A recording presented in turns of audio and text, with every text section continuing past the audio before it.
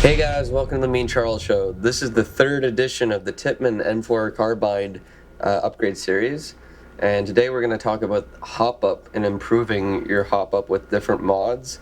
This is the one that I found most efficient, and I find that at least printing a new either shakeaways hop up or doing this threaded mod or at least just upgrading your hop up is a must for these guys. I think Tippmann's first attempt at it was kind of fell short and could have been really upgraded. We might find that in other versions, but this is what I'm going to do with my hop up and what I found was the most reasonable in time, costs, and basically accuracy. So this has been done by a couple of guys, the guys who made the Heavy Bolt and I think Dark Horse, but this is kind of my interpretation of it, and I'll go step by step of how I'm going to upgrade this guy and what I found along the way while testing the stuff. So let's go into it. These are my hop-up adjustments. So this is basically a 3/8 inch hex screw with no head on them. They basically are headless, and you just take an Allen key and you can basically rotate and turn pressure onto your bucking and hop up nub. And that's basically how the modification is going to work. So if this was your bucking, basically this is going to push on top of it and increase or decrease your hop up and your ascent based on how far you screw it down. Now, you can get these off of McMasterCar. You can get them in like Home Depot, Home Hardware. I found, I'll put a part number down in this description below. You can go smaller. You can go to like a 5/16, but I'm going to go 3/8 just to make sure I have more grip. Or you can do a smaller guy with less of a pitch, so you have more thread, finer thread for more grip.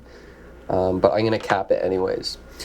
So basically why we want to tap this larger and have a good amount of thread in it is so that there's no wiggle up or down with the basically shots of the gun adjusting the hop up. That's the crucial part of this mod. Now, how you go about making these is once you order the screws, is you want to go ahead and add your own rubber to the top of these. So what I do is I found just some rubber lying around. This is pretty much you can find at the dollar store, or you can use like things like I think selfie sticks or like grips from like a grip for like a handgun that you have lying around, or any kind of rubber to go on. So I just use a hole punch and punch rubber holes out of this guy, and then I also get a mouse pad and use scissors to cut it out, and basically glue variations of this material onto these screws. So for these guys, I did 2 layers of rubber and then another layer, which is the mouse pad. This guy's just all rubber. The reason why we want a softer foam on the top of these guys is the more squishy it is, the more contact it can make with the nub, and the easier it is to dial in your hop up from, like, you know, an 1/8 of a turn or 1/16 of a turn won't fuck you up by going, you know, straight up in the air or straight down to the ground by just minute variations. So that's why we use softer rubber or foam, so that we can, you know, turn more and have more degradations of hop up. So that's the theory behind that. Now, how we're going to install these is we're going to tap it. So you can find these taps at Home Hardware, McMasterCar, and Home Depot, a lot of places. So this is a 3/8 tap. And this is a starter tap. There's lots of different taps. The starter tap basically has a variation until you get to your correct pitch, which is a 1.5 pitch. And then they have like finishers, which is straight the whole way down. But I recommend getting the starter one because you can run it through, then it'll reach the breech, and you can still run it through further to actually get the middle of the tap. Now to glue the nubs on, just use super glue. You can use like a CA. You can use pretty much any kind of glue that you find works for you. And then you can use a grinding wheel or a Dremel and Dremel these guys down, and then finish it with a fine grit sandpaper. Now, you want to get these down to 5 millimeters. That's what is your basic, your Tippmann hop-up receiver is a 5 millimeter gap. So if you make these 5 millimeter, they should slide right into your housing and be able to push down the bucking. So that's basically how the theory is behind it. So I'm going to go ahead and start doing the mod, and I'll show you the steps along the way and what to expect. Okay, so now that I have it disassembled, this is my first attempt. This is with a smaller hex screw, and it was just double nubbed with this rubber I found off a selfie stick.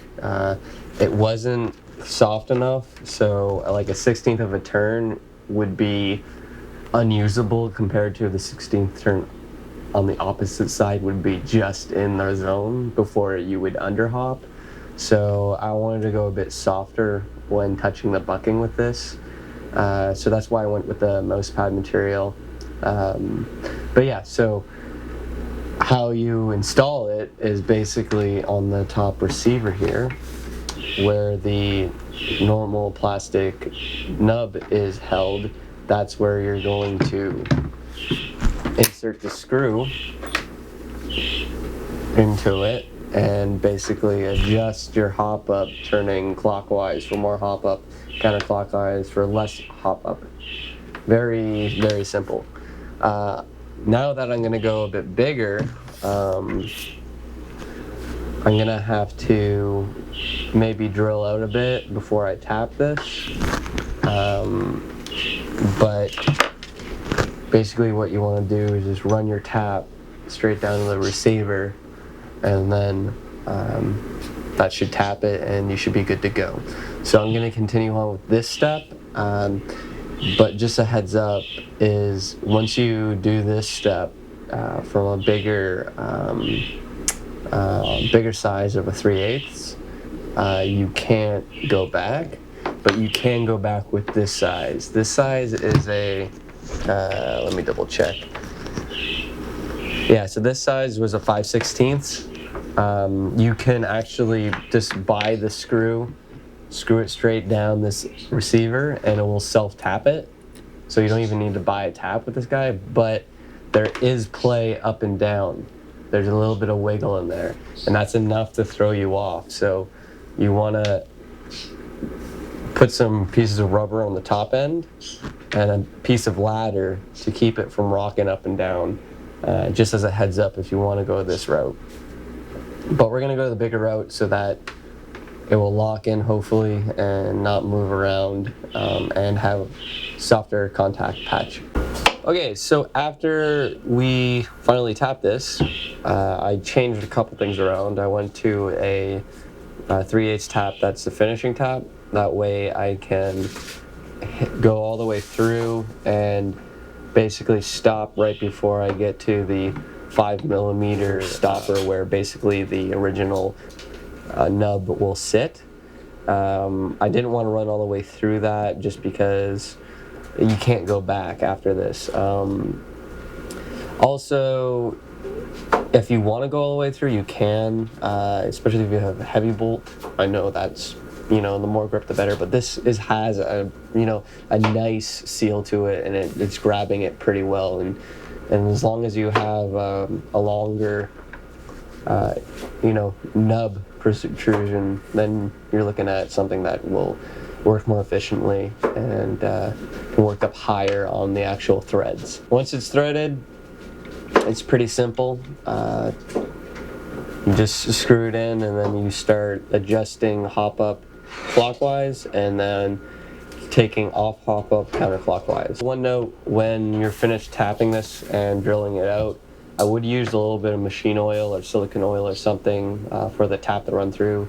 All this shavings, make sure you blow that out or run some rubbing alcohol through here and just blow it out with an air compressor or some dust off, just so you don't leave any residue that will scratch the barrel, the inner barrel. So now that it is tapped, I'm going to show you how it basically comes into the housing. So clockwise to put hop up on, and then counterclockwise to decrease your hop up. So that's basically how it works. Pretty simple. I'll let you know how the performance is with this hop up mod. I hope this video helped. Let me know if you want to know anything else, and yeah, peace out, dudes.